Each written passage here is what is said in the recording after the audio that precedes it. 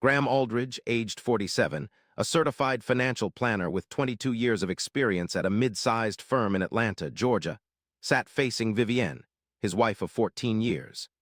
She exuded an air of victory sitting across from him in the courtroom, comfortably leaning back in her chair, one leg crossed over the other, pearls around her neck that he had bought for their 10th anniversary. The confident smile on her face was slow and satisfied, a familiar sight whenever she was about to get exactly what she wanted. Unbeknownst to her, an envelope containing unknown contents lay in Graham's lap. Unexpectedly, the most disastrous encounter occurred 3 feet away from me in Courtroom 7 of Fulton County Courthouse, where a woman adorned in an expensive dress, more than most people's monthly mortgage payments, sat. Prior to delving into the contents of that envelope and the events following its transfer to the judge, I must transport you back, as this narrative lacks coherence without its origin. For those unfamiliar, subscribe, click the bell, and if you've ever been betrayed by someone you completely trusted, leave a comment below because I am not alone in this experience. If you wish to continue with this story like this video, I assure you, it escalates drastically before it improves. Vivienne and I crossed paths in 2009 at a conference in Buckhead. She was involved in event planning.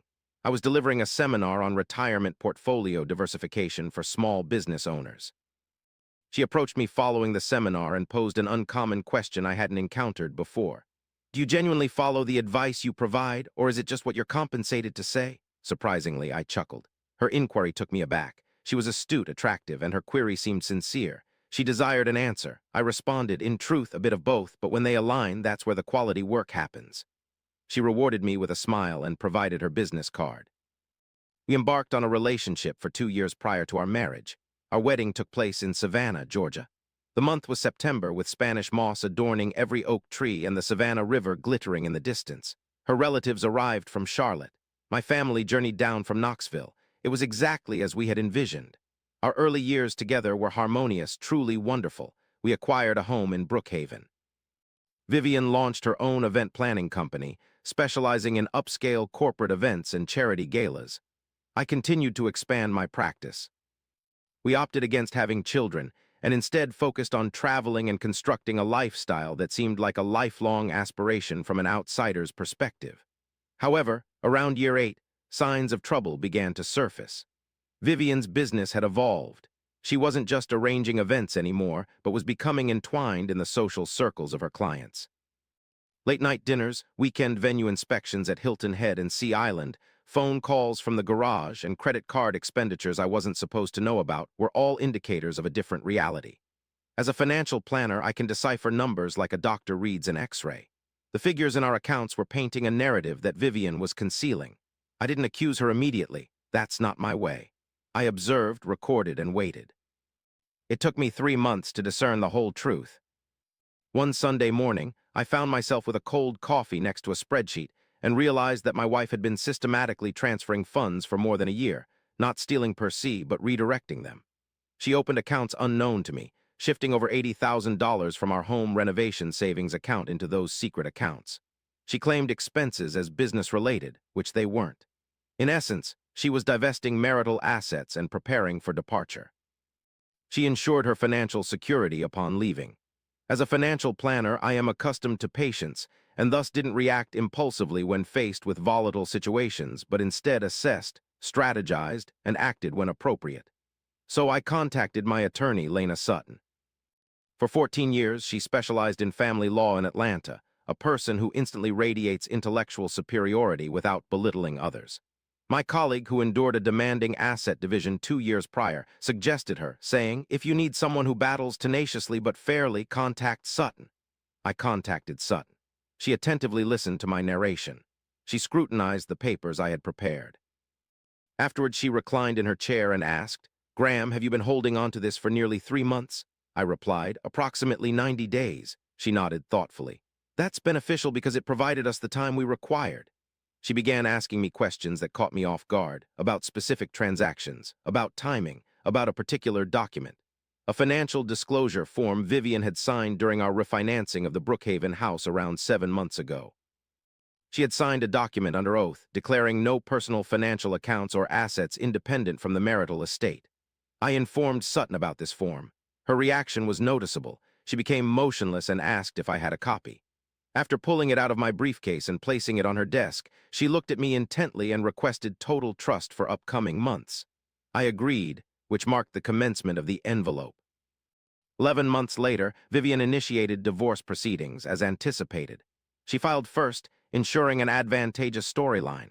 Her lawyer, Preston Waverly, was a seasoned Buckhead attorney who wore his suits like fortifications and spoke with unwavering confidence in court. Vivian's demand was assertive. She sought ownership of the Brookhaven house. She sought a share of my retirement assets, accumulated through years of maximum contributions. Additionally, she claimed half of my business partnership interest.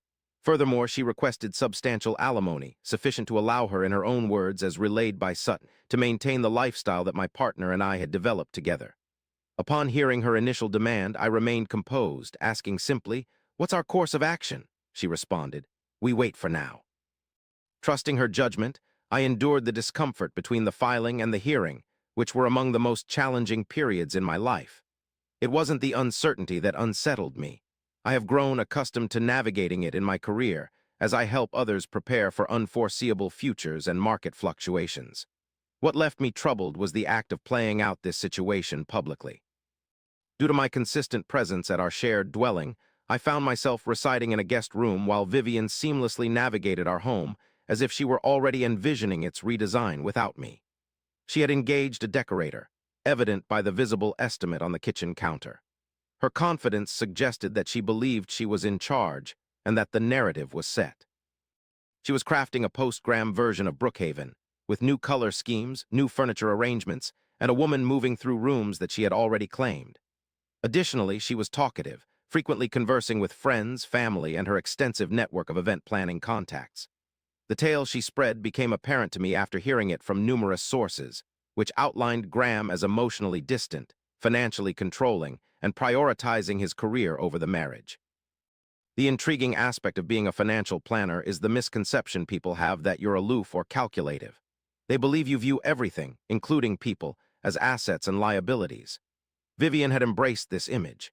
She constructed an image of me that fit snugly within a neglectful narrative.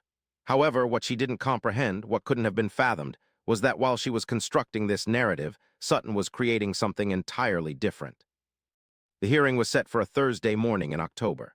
In October, Atlanta is at its finest. The humidity has receded, and the sky takes on a unique shade of blue only seen in the south during autumn. I navigated to the Fulton County Courthouse on Pryor Street, parked in the lot, sat in my car for roughly 4 minutes before retrieving the manila envelope from the passenger seat. Contained within that envelope was a single document, spanning 11 pages and a date. Sutton joined me outside the courtroom. As always, she appeared composed, meticulous, and prepared. Looking at the envelope I held, she asked, "Is that it?" I replied, "Indeed." She acknowledged with a nod. We waited for Waverly to complete his initial address before we responded. I inquired, "How much time do we give him?" She subtly smiled. "As long as required." We proceeded into the courtroom where a relatively sparse crowd was present. Although divorce hearings typically have limited attendance, there were enough spectators to create a tense atmosphere. Vivian's mother was among them, seated behind her with an air of having already found me guilty. 2 of Vivian's closest friends were in the audience, and Waverly had brought a legal assistant who kept a separate notebook, which I observed. 3 minutes later, Vivian entered. She was elegantly dressed in a charcoal gray dress, her dark hair neatly tied back, still adorning those pearls. She didn't look at me as she arrived. Instead, she moved directly to her table, whispered something to Waverly, and took her seat with her hands folded in front of her. She appeared composed and confident. Judge Patricia Ockhaffer commenced proceedings at 915, garnering respect in Atlanta family court for her rigorous, impartial, and meticulous attention to financial intricacies. Sutton had highlighted these traits during case preparation discussions, stating Ockhaffer doesn't overlook many details, which was advantageous for our cause. Waverly initiated the testimony, acknowledging his opponent's skills. I'll concede he was effective. He presented Vivian as a woman who dedicated 14 years to a partnership that predominantly profited me over her. He discussed her event planning business, emphasizing its growth due to the professional network she cultivated through your career connections. He underscored the social capital she contributed to our marriage. Waverly discussed the compromises Vivian endured, her unlived parenthood, career shifts, Years spent crafting a home and life that, according to him, was being abandoned by a man who always valued financial growth over genuine companionship. He then spoke about what Vivian deserved. He emphasized she deserved comfort, stating after 14 years, it was reasonable for her to share in the financial stability she had contributed to creating. 3 times he used the word entitled in his introduction. As I observed Vivian at the table, I noticed a change in her posture, her shoulders relaxed and her chin slightly lifted. She turned to her mother in the gallery, and a silent, victorious smile passed between them. This was the smile I'd seen that morning, the one that conveyed, I have already triumphed. After completing his opening, Waverly took his seat. Judge Acaffer jotted something down before looking at Sutton. Composed, she rose from her chair without haste. Your Honor, Vivian began, prior to delving into Mrs. Aldridge's allegations, we wish to present a single document for the court's examination. I am confident this artifact will reshape the course of these proceedings. Waverly glanced up from his notepad, and I retrieved the envelope from beneath the table, which Sutton then delivered to the judge's bench. After reading it for approximately 45 seconds, Judge Acaffer cast a gaze directly at Vivian and inquired, Counselor Waverly, are you cognizant of this document? Waverly's paralegal leaned forward, and the copy from Sutton was passed to Waverly by the judge's clerk. As he perused it, I noticed an almost imperceptible shift on his countenance, a brief hint of apprehension that quickly receded.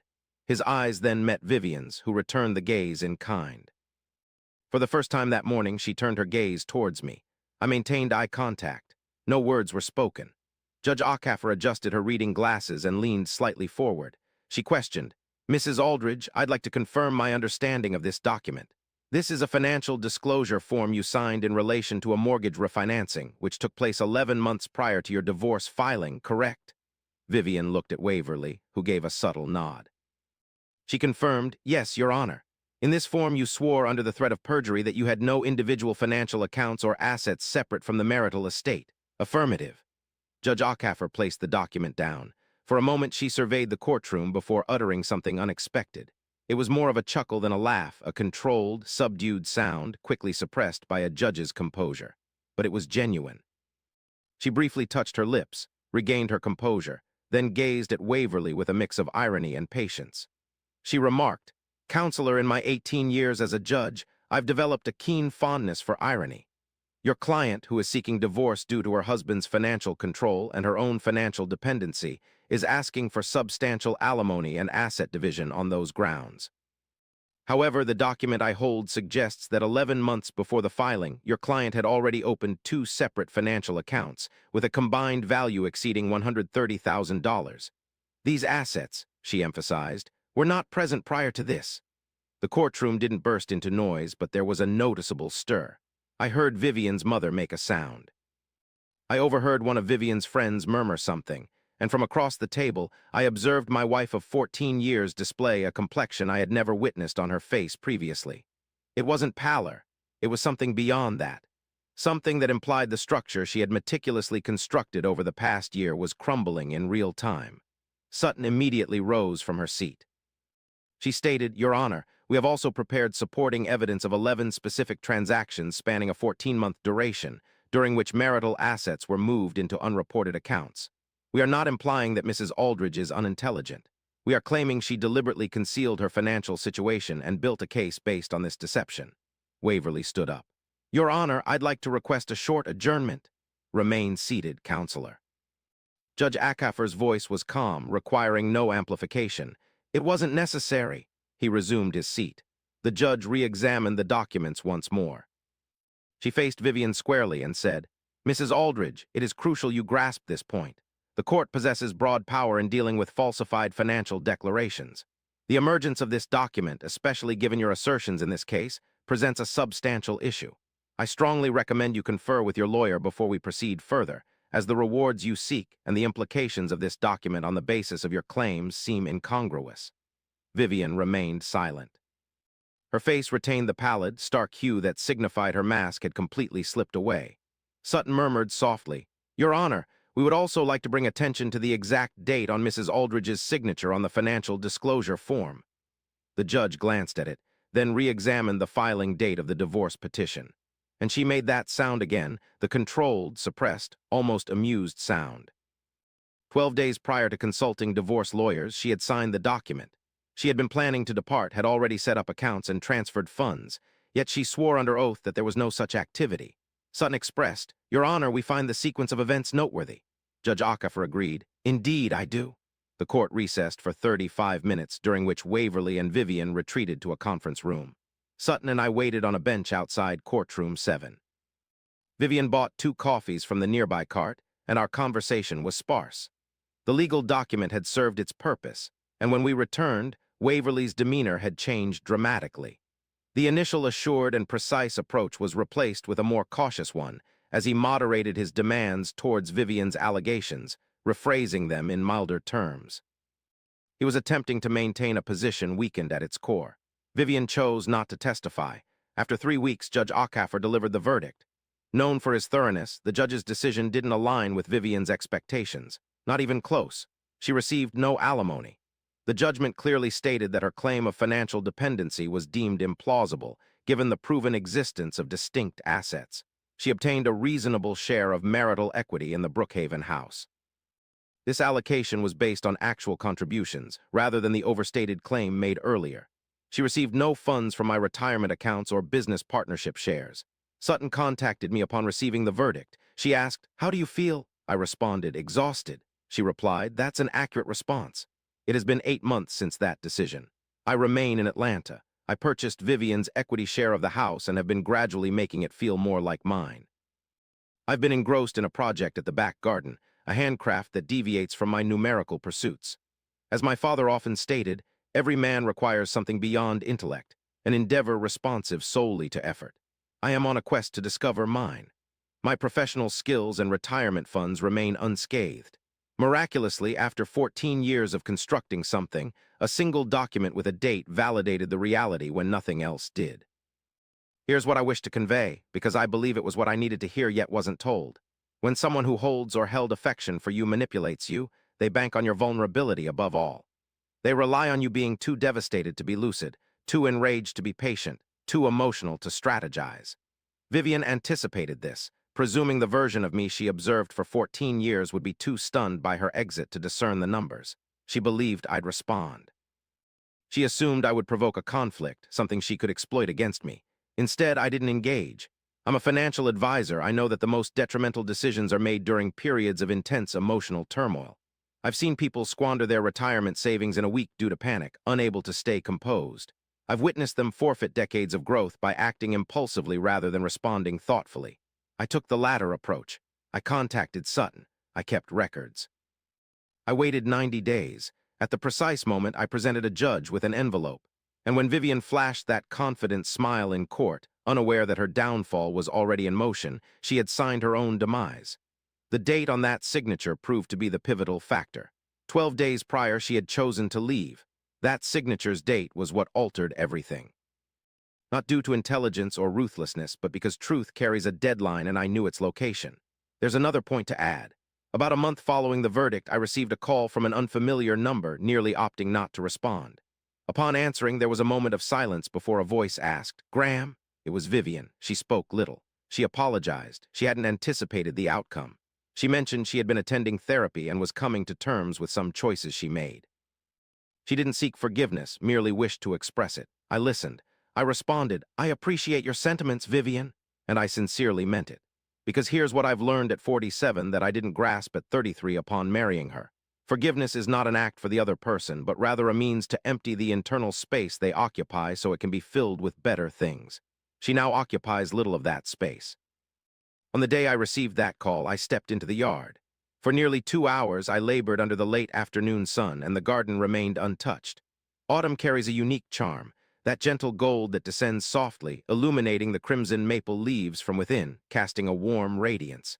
My thoughts turned to the envelope, then to Sutton's nearly imperceptible smile in court. I recalled Judge Okafor's composed laughter.